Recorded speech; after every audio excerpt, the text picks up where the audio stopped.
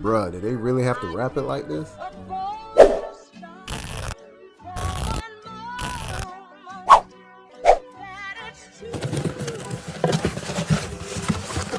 Six and a half hours later.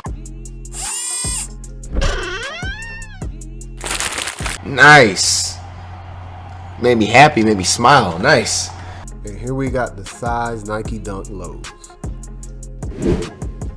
And when I bust the materials check on these, toe box on Chewbacca with that thick khaki suede. And the leather is dark tan and definitely on premium. Then we got the stitched felt blue swoosh and some laces that look like woven hemp.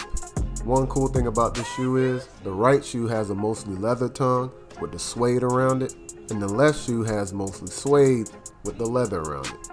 Both shoes have back green heel tabs and unfinished looking tongues. I'm Geek Size re-released these and let me get my size this time. Fire colorway and even better materials.